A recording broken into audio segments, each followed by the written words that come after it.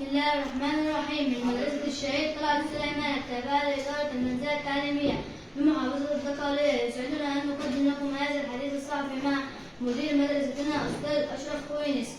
في البداية نرحب بحضرتك أستاذ أشرف. أهلا وسهلا. نريد أن نتعرف على المعلومات الشخصية الأساسية والخاصة بحضرتك مثل الاسم والمؤهل الدراسي.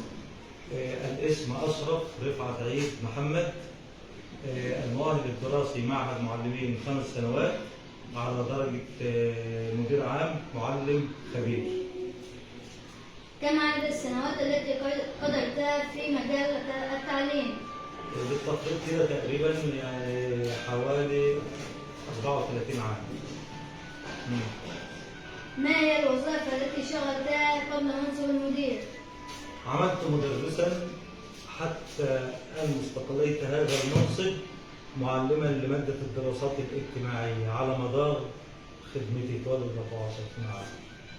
ما هي أبرز الصعوبات التي تواجهها في منصب المدير؟ الحمد لله رب العالمين، بنحاول نذلل أي صعوبات تقابلنا، والحمد لله كل شيء ماشي على ما يرام وهيئة متعاونة ومفيش أي مشاكل بتحدث، والحمد لله رب العالمين كل شيء على أكمل وجه. ما هي الحلول التي تتبعها في القضاء على هذه الصعوبات؟ والله في حال وجود أي صعوبات بنحاول ندرس الحالة وبنشوف إيه نوع المشكلة، وبإذن الله تعالى بنحاول نتداركها ونتلافاها ونذلل أي عقوبات بتقابلنا. هل برأي سيادتكم أن التعليم في الوطن يتقدم وهل أصبح أفضل من السنوات الماضية؟ بالفعل التعليم بيتقدم، ومنظومة التعليم في جمهورية مصر العربية طبعا إحداث قمة الروعة وقمة الأداء. التعليم الإلكتروني والتعليم التكنولوجي وكل متطلبات العصر الحديث حاجة بتعود على الطالب بالنفع، والحمد لله رب العالمين. ما رأي حضرتك في الأنشطة الرياضية والفنية؟ الأنشطة الرياضية والفنية شيء هام جدا بالنسبة للمدرسة والطالب، لأن طبعا الطالب مش هيقعد طول اليوم يتعلم داخل الفصل، لابد إن هو يمارس نشاطه عشان يحس إن البيئة متوافقة مع ميوله الشخصي. وطبعا هنا الحمد لله رب العالمين عندنا النشاط الرياضي على أكمل وجه، معدة البرنامج أو المعدة التربية الرياضية الأستاذة إيمان معوض لها نشاط واضح، وصفحاتنا موجودة وواضح فيها نشاط المدرسة، والحمد لله رب العالمين. برضه بنكتشف المواهب في اليوم الرياضي. احنا عندنا 3 أيام يوم رياضي اللي هو طبعا بيطلق عليه يوم النشاط. يوم النشاط دوت بننمي فيه المواهب، سواء كانت مواهب ثقافية أدبية شعر، كل أنواع المواهب من خلال اليوم الرياضي. اتفضل. كيف تقوم المدرسة بالتعامل مع المتفوقين؟ هل هناك سياسة معنية لتكريمهم؟ معينة لتكريمهم؟ طبعا في سياسة معينة لتكريم الطلبة المتفوقين، وإن شاء الله احنا بنعيد شهادات تقديرية لجميع الطلبة في المدرسة بناء على توجيهات معلمات الفصول، وإن شاء الله طبعا بنحفزهم وبننمي فيهم قدراتهم ومواهبهم، وإن شاء الله نعود بنتيجة فاعلة بإذن الله. كيف تتعامل إدارة المدرسة مع الطلاب المشاغبين الذين يفتعلون الكثير من المشاكل؟ طبعا دي الحاجة يعني المميزة فينا في المدرسة الحمد لله رب العالمين، إن احنا بننفذ لائحة الانضباط المدرسي على أكمل وجه. طبعا اللائحة طبعا بتمنع عقوبة الضرب بجميع أشكاله. مفيش حاجة في التربية والتعليم اسمها ضرب طالب. احنا طبعا بنتبع الإجراءات القانونية الخاصة باللائحة، وبتعاون مع الأستاذة المشرفة الاجتماعية بالمدرسة، وأي مشكلة بتقابل المعلم من حالات شغب داخل الفصل بتلجأ للأخصائية الاجتماعية وبتوقع الجزاء بالقانون وحسب اللائحة وحسب القانون. من هو المعلم الناجح من وجهة نظرك الشخصية؟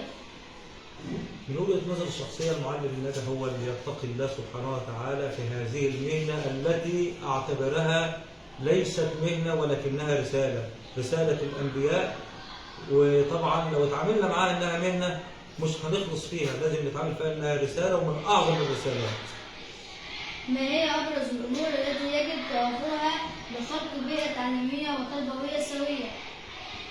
الشروط اللي طبعا الاطلاع وليس الاكتفاء بالمناهج اللي احنا بندرسها، والقراءة الخارجية.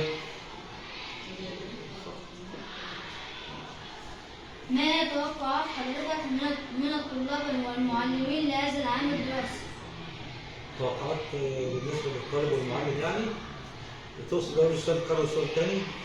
ما هي توقعات حضرتك من الطلاب والمعلمين لهذا العام الدراسي؟ توقعاتي إن شاء الله بإذن الله تعالى مستوى تعليمي أفضل، مستوى تعليمي راقي مع هيئة متعاونة، وإن شاء الله نخرج في أجمل صورة، وإن شاء الله الشهادة طلعت تشرف إدارة المنزلة التعليمية كلها سواء بيا أو من غيري، بأي قائد يقود العملية التعليمية عنده ضمير يقظ ويتقي الله في أبنائنا الطلبة.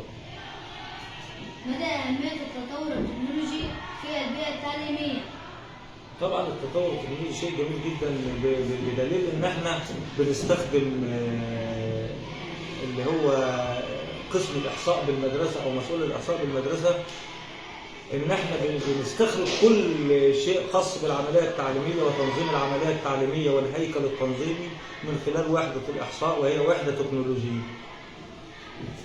ما هي الرسالة التي تريد توصلها من خلال عملك كمدير للمدرسة؟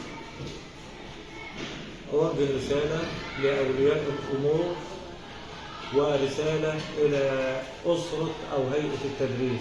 رسالة لأولياء الأمور إن هم يعلموا أولادهم إزاي يتعاملوا مع المعلم، وطبعا المعلم مش جاي عدواني أو في نيته الضرر بالطالب، المعلم قبل ما يكون معلم فهو أب وجاي يرتقي بأبنائه علشان يعلمهم. فطبعا ما نقعدش بقى نتصيد كل شوية خطأ ونقول المعلم بيعمل والمعلم بيعاقب، لا، لازم نحبب الطالب في المعلم، وحتى لو ابنك جاي يشتكي لك عرفه ان ده والده لازم يحترمه علشان نطلع